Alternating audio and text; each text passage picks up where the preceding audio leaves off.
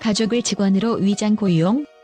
슈퍼챗 수입 빼돌린 정치 유튜버들 적발. 최근 국세청의 치밀한 수사망이 정치 유튜버들 사이에 드리워지면서 전례 없는 탈세 수법이 폭로되고 있다.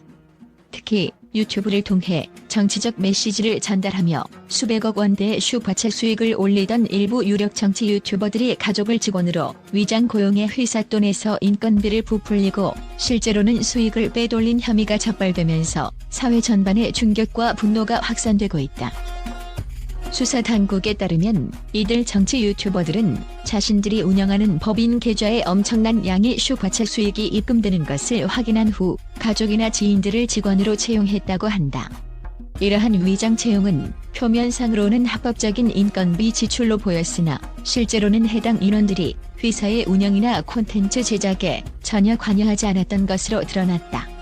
국세청 관계자는 실제 업무에 참여하지 않는 인력을 비용 처리하여 세금을 줄이려는 명백한 탈세 수법이다라며 사실상 가족 간의 금전 거래에 불과한 경우가 대부분이라고 전했다.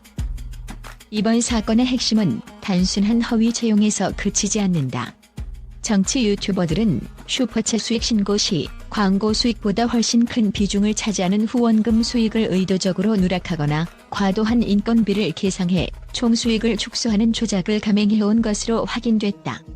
슈퍼챗은 유튜브 플랫폼 내에서 후원받은 금액을 실시간으로 전달하는 중요한 수익원으로 이 금액을 제대로 신고하지 않을 경우 막대한 세금 회피 효과를 노릴 수 있기 때문이다.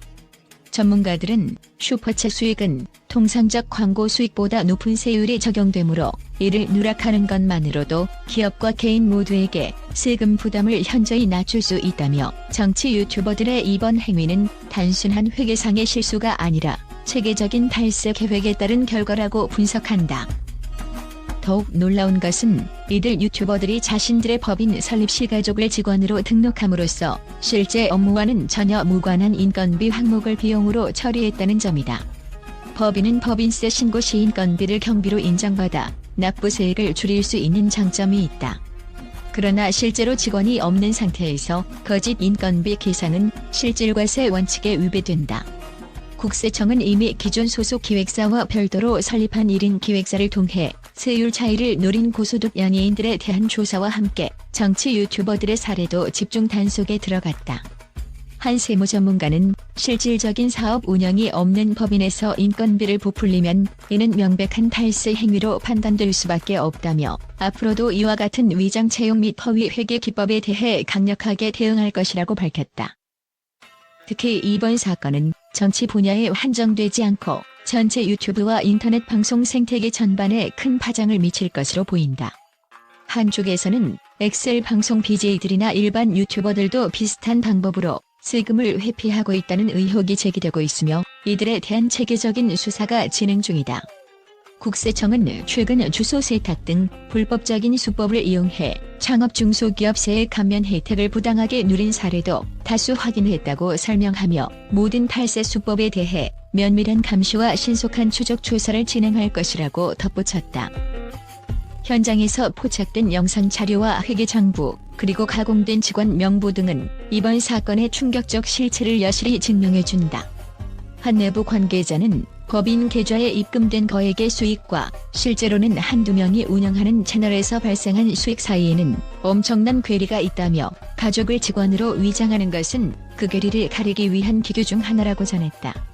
이러한 위장 고용 방식은 단순한 탈세를 넘어서 정치적 영향력을 확대하려는 목적으로 활용되었을 가능성도 제기되고 있어 사회적 논란은 더욱 거세질 전망이다.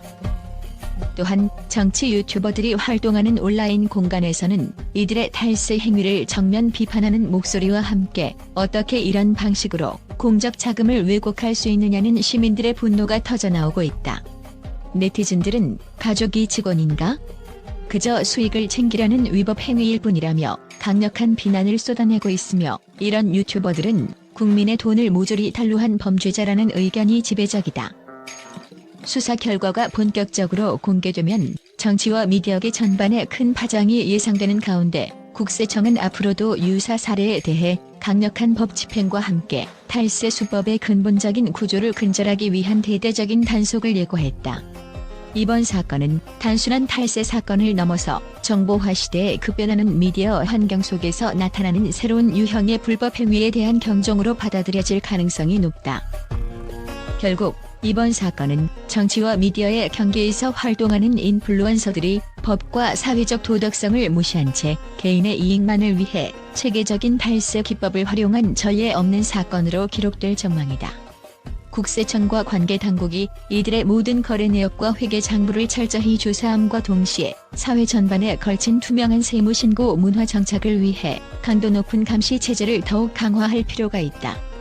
앞으로의 수사 결과와 함께 정치 유튜버들의 탈세 행위에 대한 처벌 및 재발 방지 대책이 어떻게 마련될지 주목된다.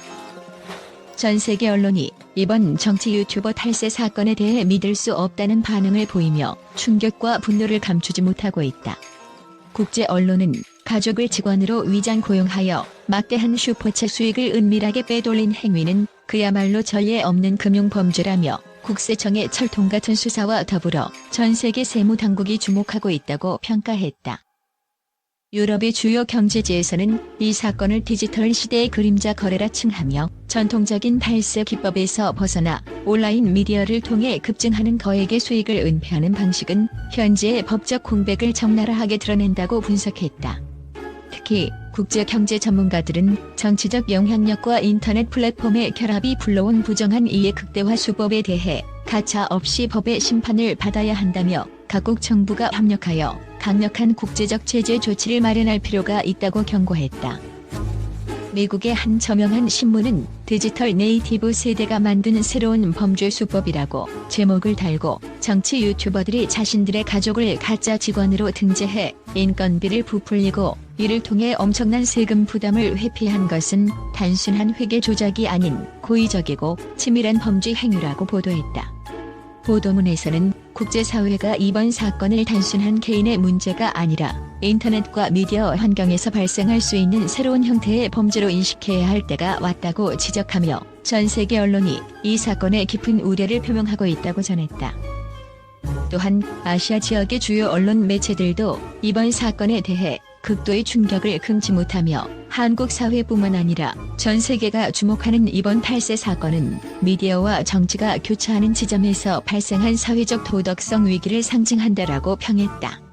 현지 전문가는 이번 사건은 단순히 세금 회피를 넘어 온라인 플랫폼의 감시 체계와 법적 규제의 미비점을 여실히 드러낸 사건이라며 향후 인터넷 경제 시대에 맞는 새로운 규제 체계가 시급하다고 주장했다.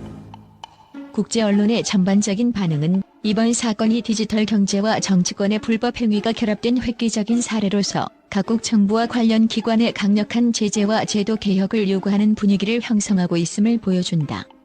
이와 동시에 인터넷 시대에 변화하는 경제 환경에 대한 심도 있는 논의와 함께 글로벌 협력의 필요성도 더욱 부각되고 있다.